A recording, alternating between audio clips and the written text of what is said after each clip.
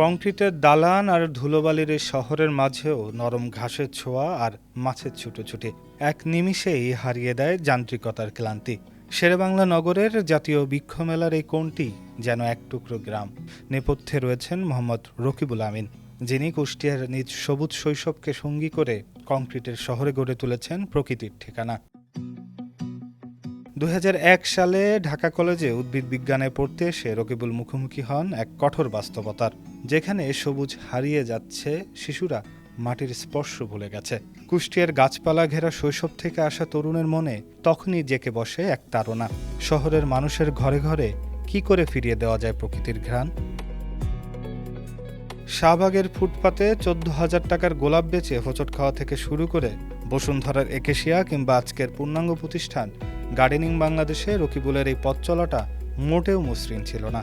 লোকসানের ধাক্কা সামলে 2008 সালে ইনডোর প্লান্টের ব্যবসায় ঘুরে দাঁড়ানো এবং আজ বার্ষিক 7 থেকে 8 কোটি টাকার ব্যবসায় রূপ নেওয়ার গল্পটি কেবল একজন উদ্যোক্তার নয়, এটি হার না মানা এক স্বপ্নবাজের লড়াইয়ের ইতিহাস। আসলে রাজকীয় মেজাজের একটা কাজ এটা, মানে অর্থবিলাসিতার কোনো প্রসঙ্গ বিষয়টি ওরকম না, এটা একটি রাজকীয় মেজাজের কাজ।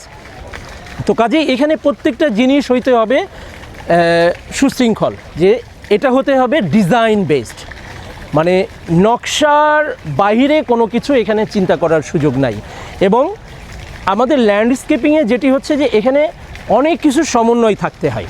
তো সব কিছু মিলিয়ে আজকে আমরা প্রত্যেকটা কাজকেই খুব গুরুত্বপূর্ণ মনে করে প্রতিটা কাজ থেকেই আমরা নতুন নতুন কিছু শেখার যেই তাড়না, সেই জায়গা থেকে আজকে 2026-এ এসে বাংলাদেশ সরকার কর্তৃক আমরা কিন্তু গার্ডেনিং বাংলাদেশ ল্যান্ডস্কেপিংয়ের একটি স্বীকৃতি আমরা পেতে সক্ষম হয়েছি।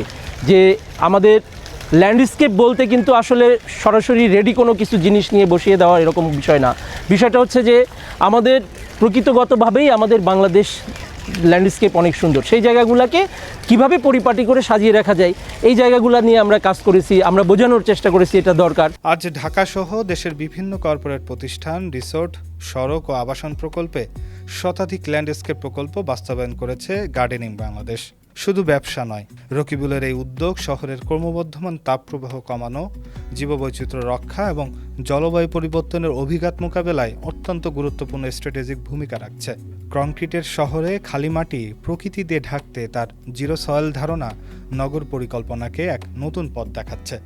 আমরা বিভিন্ন অনাবৃত জায়গা, যে জায়গাগুলো থেকে ধুলাবালির উৎস বা যে জায়গাগুলি ধুলাবালি বিস্তার করে, সেই জায়গাগুলোকে আমরা ঢেকে দেওয়ার চেষ্টা করছি। যেখানে গাছ লাগানো সম্ভব না সেখানে আমরা ন্যূনতম ঘাস দিয়ে হলে সেটাকে আবৃত করে রাখছি। এতে করে যেটি হচ্ছে যে মাটির ভেতরের যে ইকোসিস্টেমটা সেটি ডেভেলপ হচ্ছে, মাটির ময়েশ্চার ঠিক থাকছে, সেই সাথে সাথে আমাদের ভূমিটাকে তাপ মুক্ত রাখার একটা অন্যতম কৌশল হচ্ছে জিরো সয়েল।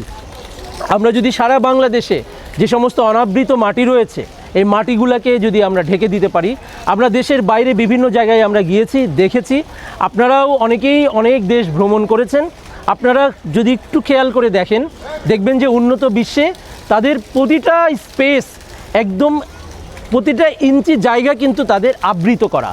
প্রকৃতির সঙ্গে মানুষের হারিয়ে যাওয়া সংযোগ ফিরিয়ে দিতে রকিবুল এখন কাজ করছেন সামাজিক আন্দোলন হিসেবে। প্রকৃতিকে মানুষের দৈনন্দিন জীবনের অংশ করার এই লড়াইয়ে রাষ্ট্রীয় স্বীকৃতি হিসেবে এসেছে পরিবেশ, বন ও জলবায়ু পরিবর্তন মন্ত্রণালয়ের বৃক্ষরোপণে জাতীয় পুরস্কার 2025, যা প্রমাণ করে একটি সবুজ শহর কেবল সুন্দরই নয়, বরং আগামী প্রজন্মের জন্য টিকে থাকার একমাত্র বাসযোগ্য সত্য। ডেস্ক রিপোর্ট, সমকাল।